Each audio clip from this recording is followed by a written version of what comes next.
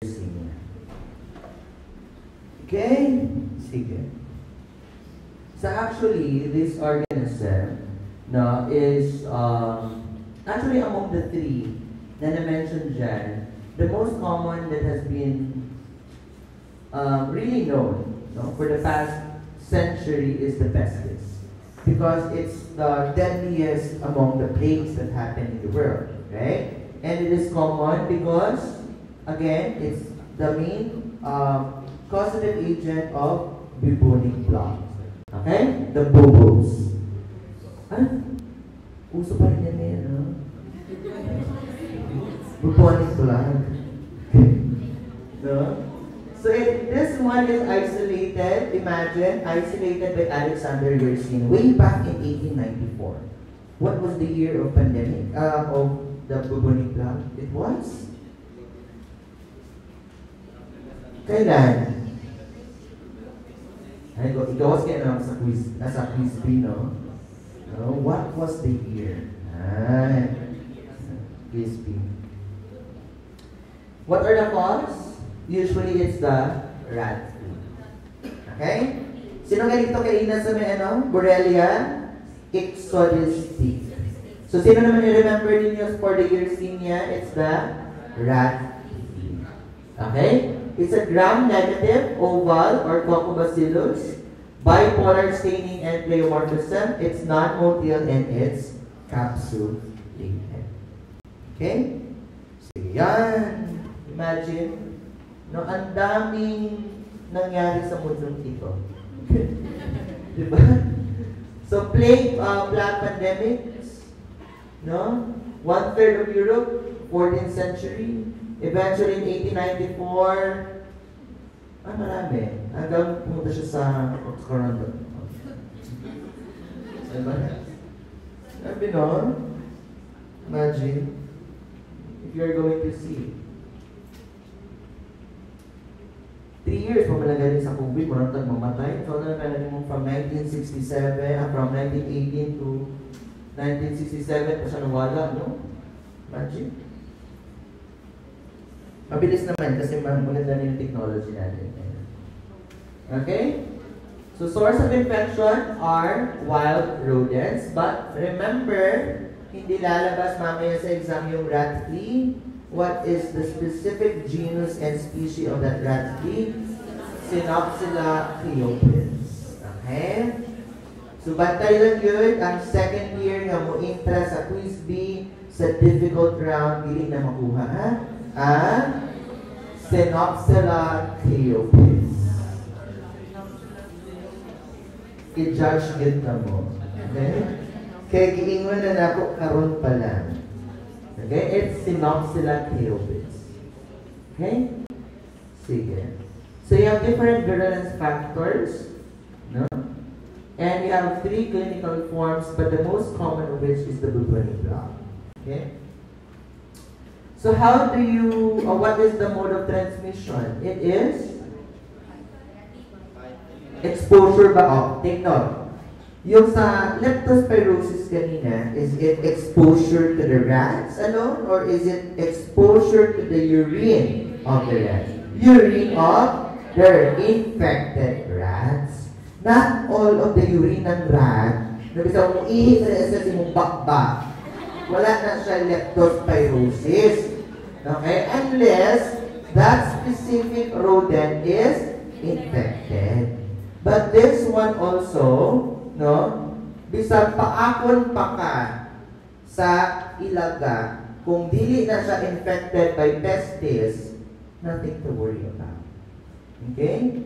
So that's why when patients come to you in emergency room, Dok, nakagat ko ilaga, magpa-anti-rabies ko. Remember that rats does not have rabies. Okay, ano sasabihin mo? Shit, bubonic plague. Huh? Hindi ka magkakaroon ng rabies. No? Anong pwede mo makuha? Bubonic plague. Okay? You're going to have bubbles. Okay? Which is original lymph node, which is tense, tender. Okay? Bubbles. Natatandaan niyo siya.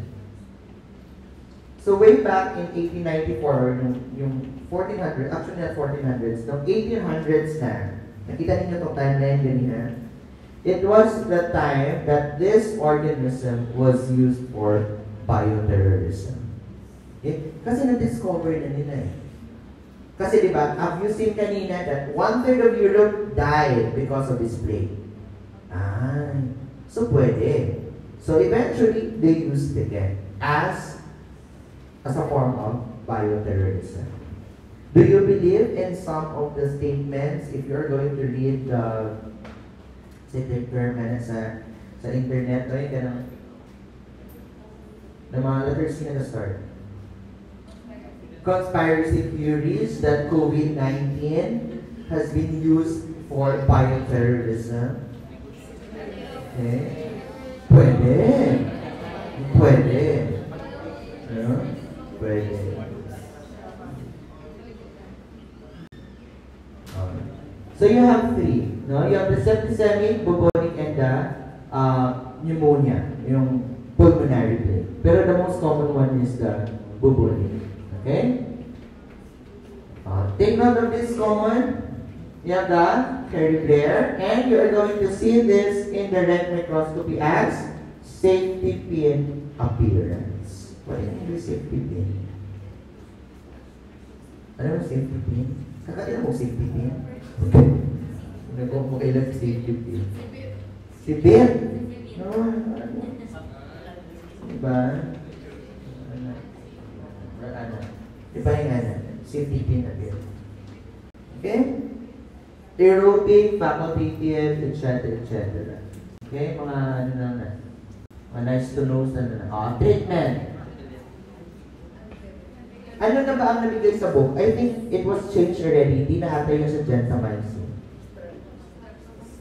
Streptomycin, di ba? Because gentamicin is the like, same ang yapon sila na category, pero dili na niyang genta. Okay? It's already the strep. Okay? How do you prevent? So you control. Okay? But nothing to worry about with this bubonic plague because we have already vaccines for it. Okay? In CDC. Yersinia enteropolitica, not common. Pseudotuberculosis, not common. Pero social, no? Mas piliyon na siguro na ako magka-pseudotuberculosis nila sa Finland. No? Ang sa ako, it's not pseudo. It's the real tuberculosis. Okay. No? Common virulence, no? Invacin, anicin, no? Meron na sa libro. Clinical manifestation, no. It can cause complications like Kawasaki's, but it is not the Kawasaki's talaga. Okay? Mas ma-confuse mo. Lab diagnosis, wala naman dyan. Ito. Yeah. Ito yung lumalabas sa exam. So, if you are going to test these organisms, what would be the differences in terms of sugar fermentation? Okay? You have sucrose, cellulose, and remember CSS, no? And the RSM, and this one is the BO. Okay? So, no, pakalalabas against quiz B, mga super quiz B yan eh. So, sino ulit yung ano? It's the nalita na. Tapos, what if mapirti ang inyong team kaya wala na na-remember? Oh my God.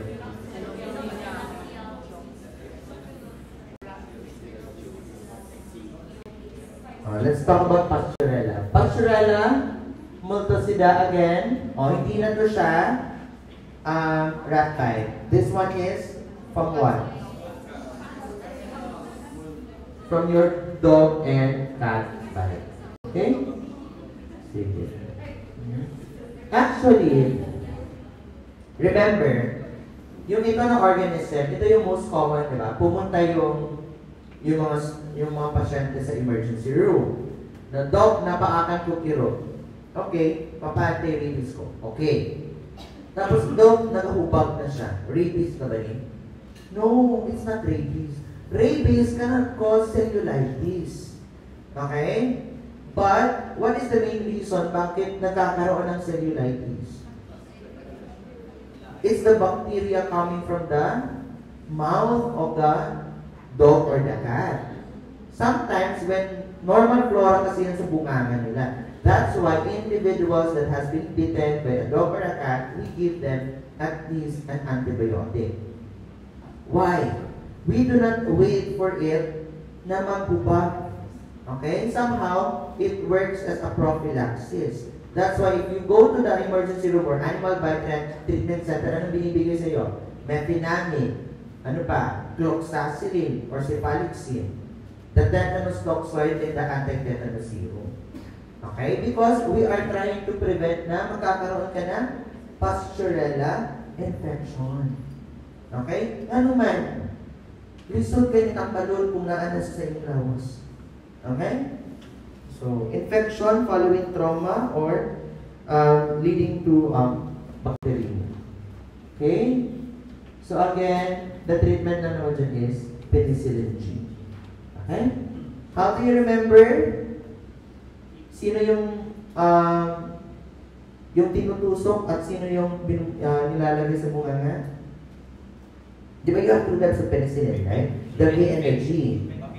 Bunganga or the vivek? No, it's the penicillin V. It's the oral one. Yung penicillin G, in-G-J. Okay? In-G. Okay? No? So, kapag penicillin G, in-G. Okay? It's the IN. Okay? So, remember nyo na. Kahit ma-doktor ka mo sa sulod ka, huruya, mabal ka mo, Ma'am, I will give penicillin V, IM now. Huh? Huh? You don't give the capsule or the tablet, IM, ha? O, pinaka-common, give away niya siya lagi. Kapag penicillin V, bunganga. Kapag G, in-G. Okay? Sige. Di ba, na naman yung wala na-discuss, right? Sige. Any questions?